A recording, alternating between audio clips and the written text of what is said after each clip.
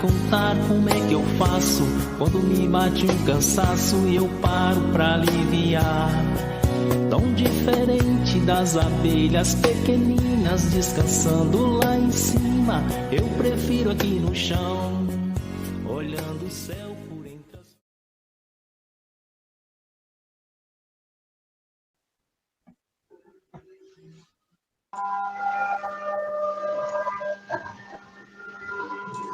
E a gente podia ouvir o Wander agora, então. Né? Isso. Obrigado, professor Lúcio. Agora a gente vai ficar com o Dr. Wander Calmon, doutor em genética pela Universidade de Viçosa e professor da UFES. Boa noite, professor Calmon. Boa noite. Estão me escutando bem? Sim, perfeitamente.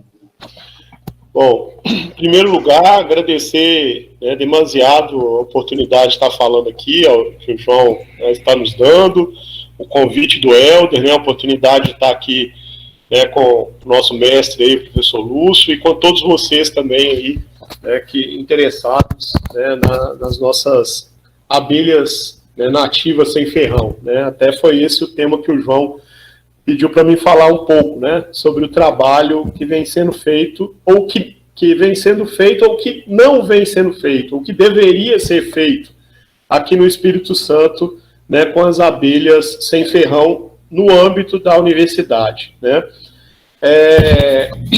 O Espírito Santo tem uma diversidade muito rica de abelhas sem ferrão. A gente sabe disso, de alguns levantamentos, que foram poucos levantamentos que foram feitos, e nesses poucos levantamentos a gente sabe que é uma diversidade bem interessante. Então, inclusive vocês que são meliponicultores sabem, tem gente criando melipona capixaba, tem gente criando a urso amarela e por aí vai, jataí e outras abelhas, E só que esse conhecimento das abelhas nativas, ele é muito mais empírico, muito mais feito pelos senhores meliponicultores, pelas pessoas que gostam, que criam, que cuidam das abelhas, do que propriamente pela comunidade científica.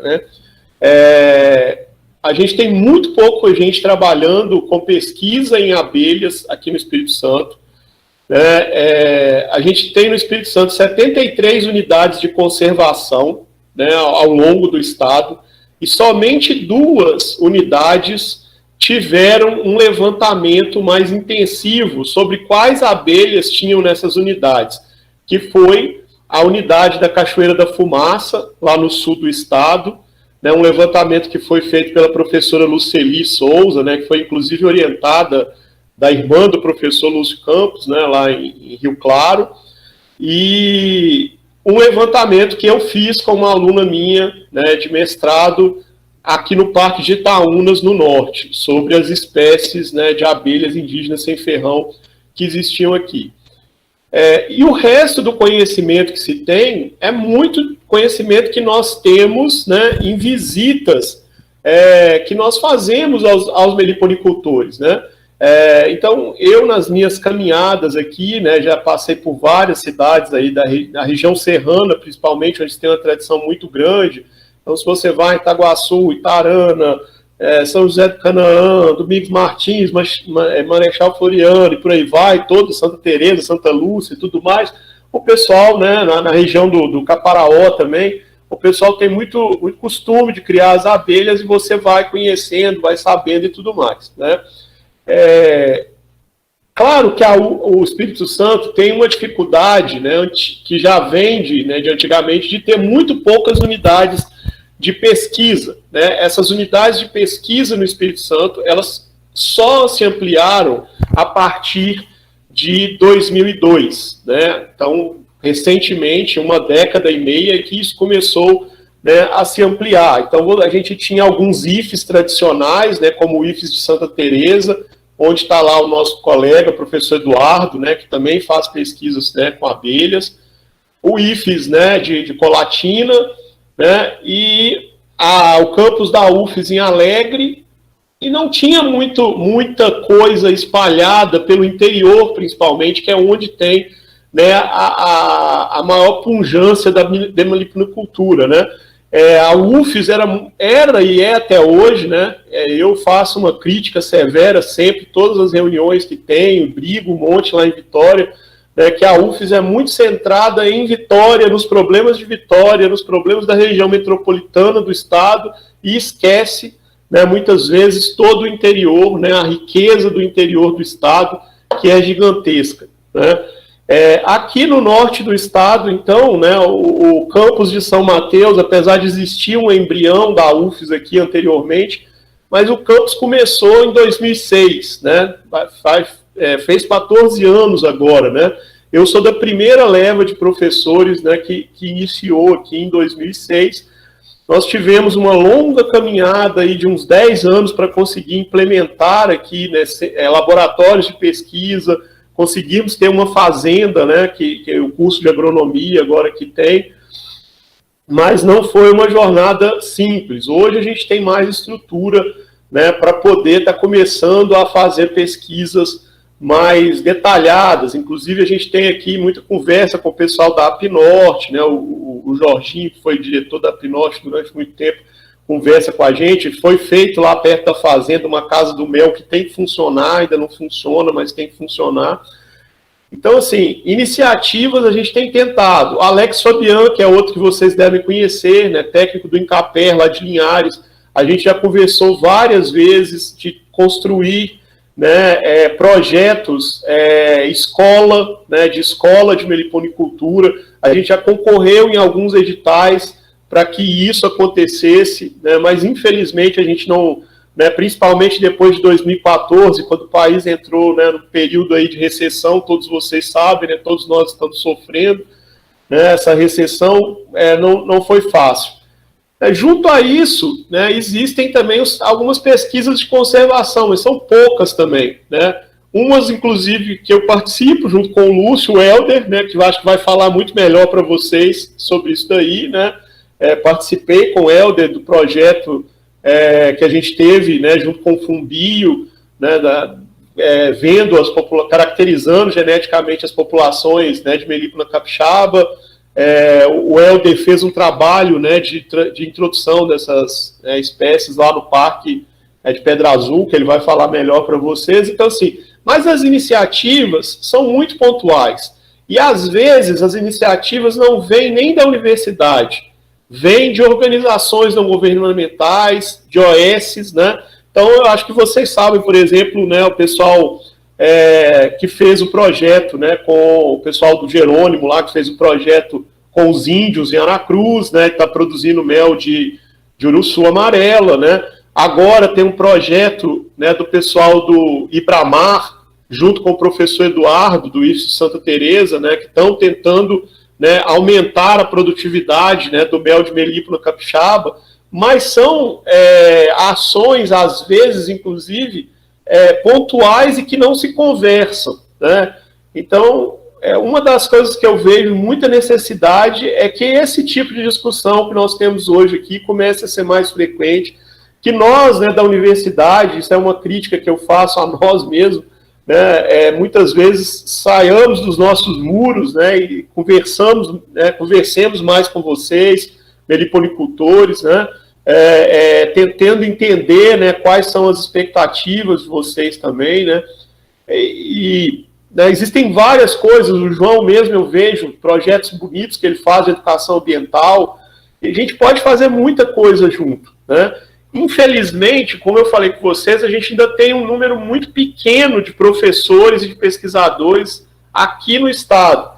Mas, né, o que a gente quer é que isso cresça também, né? Então, vai depender da gente, né, que a gente faça esse crescimento. Em relação, né, aqui, né, ao norte capixaba, né, ao Centro Universitário Norte do Espírito Santo aqui, a qual eu faço parte, né? Eu já tenho todo o aval né? A gente faz parte do mesmo departamento, né? O departamento nosso é o Departamento de Ciências Agrárias e Biológicas, e inclusive é uma intenção do pessoal da agronomia, né? O professor Ednei, hoje, que é o coordenador do programa de pós-graduação em agricultura tropical, né? Junto com o professor Rogério, que é o diretor da Fazenda, a gente tem todo o intuito de estar construindo, né, um espaço dentro da fazenda voltado para a meliponicultura.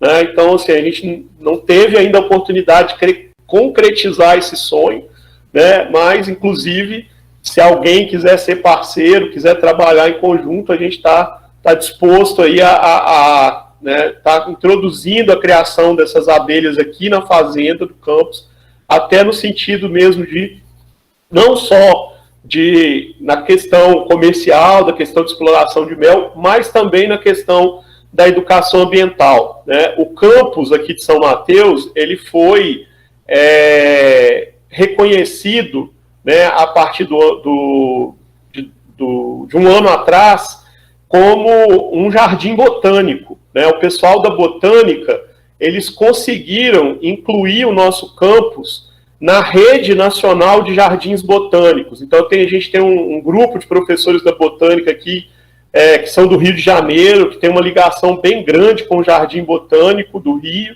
né? E esse pessoal conseguiu incluir o campus como jardim botânico. Isso facilita, inclusive, para a gente fazer projetos, né, de educação ambiental, juntando a questão da botânica, a questão das abelhas, da polinização, que o professor Lúcio falou, né, que é tão importante. Então, assim, gente, é mais ou menos isso, né? Eu não vou me alongar demais, né? Queria poder estar falando mais para os senhores, né, de mais ações da universidade em relação às nossas abelhas, né, sem ferrão, né, as nossas abelhas nativas aí. Mas, infelizmente, né, a gente ainda está engatinhando na pesquisa com abelhas sem ferrão no Espírito Santo. Muitas vezes as pesquisas são feitas, né, como o Lúcio relatou para vocês, né, descobertas ao acaso. Eu fico imaginando, por exemplo, né, que a gente tem algumas reservas aqui no Espírito Santo, como a Floresta Nacional do Rio Preto, né, como a região lá de Pancas, a região dos Pontões Capixaba, né, que são regiões que você não tem praticamente levantamento nenhum. Né? Será que não tem outras espécies de abelha nessas regiões também? Né? São regiões extremamente pouco exploradas, né? Às vezes a gente não conhece nem a flora dessas regiões. Né? Então, assim, ainda falta muita coisa, tem muita coisa para ser feita. Né? E acho que a gente sempre ser otimista e tentar unir forças e continuar aí nessa caminhada. Bom, boa noite, mais uma vez obrigado aí ao Helder, ao Lúcio, né, ao João, certo? Obrigado, professor. Então, agora a gente vai passar para o mestre Helder, né, Helder?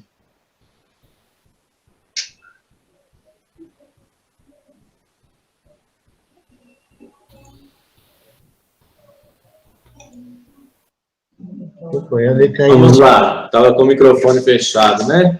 Acho que eu consigo apresentar ele, consigo? Vocês estão vendo a minha apresentação? Perfeitamente. Ótimo. Então, boa noite mais uma vez a todos. Uma boa noite especial à Verinha, irmã do Lúcio, que está aí, já vi. E a professora Vera Lúcia, Imperatriz Fonseca também, um prazer ela estar aí conosco novamente. Bom, eu fiz uma apresentação aqui para a gente tentar pegar melhor aí, né? Esses trabalhos que a gente já tem feito, o que a gente continua fazendo e nossas intenções nessa parceria que sempre ocorreu entre o nosso grupo de pesquisa e da ANA, né? Bom, aqueles que não me conhecem, eu sou o professor Helder da Universidade Federal de Viçosa, do campus de Florestal, e esse logo aí à direita, o Laboratório de Genética da Conservação, é o nosso laboratório aqui. Nós trabalhamos, então, especificamente com genética da conservação e especialmente com genética da conservação de abelhas, né? E esse logo da Urusul, talvez muitos de vocês conheçam, ele já ganhou uma camisa nossa, e é o nosso último projeto aí, né? O João tem dessa camisa ainda, João? Você nem ganhou, não é possível, né? Deve ter, né, João? Rapaz, eu não ganhei essa camisa, não. Não é possível, João. Olha aí, ó. Estou esperando. Então, nós temos que fazer mais. Esse é a logo que a gente trabalha aí, né? Um desenho bonito. Não parece tanto a melipona capixaba. É difícil desenhar a abelha assim, né? Mas ficou bonito. Ficou, ó, a pedra azul lá no fundo, né? A pedra do lagarto. uma flor, é um desenhista aqui de Belo Horizonte. Então, tá os nossos contatos aí, e nós vamos preparar mais camisas, então, para dar para os amigos aí, me cobra depois, viu, João? As camisas já acabou, mas a gente faz mais para a próxima rodada aí, todo mundo ter uma camisa do nosso projeto. Mas, bem, vamos lá. Sobre a área de ocorrência, vou pegar aqui alguns temas, e assim a gente vai rodando para aproveitar o máximo possível, a gente poder conversar mais depois, né? Então, nós estudamos várias colônias desde 2007, como o professor Lúcio já colocou. Esse aqui é uma compilação de 177 colônias, entre colônias naturais e colônias manejadas de Melippo na Capixaba. Então, o que a gente percebeu que a menor altitude de colônia nativa que nós encontramos foi 882 metros. É claro que caminhar em mata nativa no Espírito Santo é muito difícil, vocês sabem bem que é isso. E às vezes a gente caminha dentro da mata, passa debaixo da colônia um monte de vezes e não vê ela, né? Então é óbvio que isso aqui são dados que a gente apresenta, mas todo o esforço amostral é pequeno ainda para isso, né? Mas o mais alto foi 1.155 metros. Então, a partir dessa amostragem de colônias naturais, ou seja, ninhos naturais, não ninhos manejados, é que nós estabelecemos que parece, então, haver um limite de distribuição de espécie entre, aí, claro, 882, colocamos aqui, né, entre essas cotas, arredondando as cotas aí, né, as cotas de 800 a 1.200 metros, né? Outras pessoas dizem, não, mas já tinha uma colônia aqui e tal, mas nós não registramos. E colônias manejadas, nós encontramos desde colônias manejadas a 612 metros, até colônias manejadas a próxima de 1.200 metros. Essas colônias manejadas abaixo de 800 metros, uma característica interessante é que ela sempre precisa de alimentação, de subsistência. Então, pelo menos nos que nós visitamos, né? O meliponicultor sempre dava tanto mel quanto pólen para estas abelhas. Então, parece que ela tinha alguma dificuldade ali de se manter por ela mesma nessas áreas mais baixas, né? Bom, esses são os pontos amostrais que nós fizemos. Nós rodamos desde aqui a região do Caparaó, né? Tem um amigo lá, o João Luiz, que tem uma fazendona aqui que pega quase a costa inteira do Caparaó, aqui, ó, do lado capixaba. Então, nós rodamos essa área toda aí, pegamos toda essa área de Brejetuba, descendo aqui por Conceição do Castelo, Vargem Alta, e essa parte aqui em cima de Venda Nova do Imigrante, Marechal Floriano, e assim subindo, né, para Santa Maria de Jetibá, até Santa Teresa, e rodamos aqui também em volta no litoral, tá, descendo até Alegre e subindo também. Então, o que nós percebemos é que existe uma área de não ocorrência para o sul do Espírito Santo e outra área de não ocorrência para o norte do Espírito Santo. Nós fizemos coletas em Linhares, fizemos coletas na reserva florestal de Soretama, né, e não encontramos essa abelha. Inclusive, aqui a gente ainda estava trabalhando com Dinoponera lúcida. No meu mestrado, eu trabalhei com a formiga gigante aí do Espírito Santo também, né, na Bahia, Dinoponera lúcida. Então, aqui se encontra bastante Dinoponera lúcida na região de Linhares, de Soretama, aqui para baixo, de Marechal Floriano, mas não encontra-se capixaba, pelo menos nós não encontramos. Então, eu gostaria que vocês sempre ouvissem essa fala assim, dentro do nosso esforço amostral, né, de 2007 até 2012, 5 anos trabalhando, rodando esta área aí. É claro que alguém às vezes fala, mas eu já vi. Bom, né, nós não temos esse registro, aí é onde a ciência vai crescendo. E o que nós percebemos é que colônias naturais estão mais restritas a essa área. Mesmo aqui a área do Caparaó, nós não encontramos colônias naturais. Encontramos colônias naturais até Brejetuba, até Vargem Alta e até os limites de Santa Teresa, entre Santa Maria de Jetibá e Santa Teresa.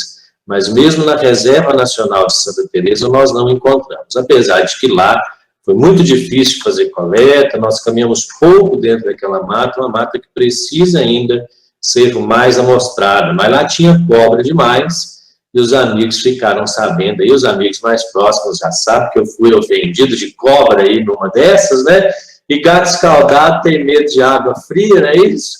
Então depois nós acabamos limitando um pouco os nossos trabalhos aí dentro de matas, tá? Mas foi o que nós registramos. Então aqui nós temos colônias nativas e algumas colônias manejadas também. Mas na porcentagem, ó, quando a gente olha isso de porcentagem, então nós vamos ver que praticamente 80% das colônias, quase 90% das colônias, mais de 80%, quase 90%, estão aqui, 800, mesmo as manejadas, tá? Entre 800 e 1.100 metros de altitude. 2% aí entre 1.100 e 1.200, e 9% abaixo de 700 metros, abaixo de 800, e outros 6% abaixo de 700. Esse aqui eu mostrei só 177, mas esse número já aumentou, né? Nós temos aí catalogado hoje quase 300 colônias de medripa na Capixaba, entre colônias nativas e colônias manejadas. Certamente que 2/3 disso são colônias nas mãos de criadores. Observando aquele vão por entre as telhas, um enxame de abelhas parou para descansar. Me deu vontade de contar como é que eu faço quando me bate um cansaço e eu paro pra aliviar. Tão diferente das abelhas pequeninas descansando lá em cima, eu prefiro aqui no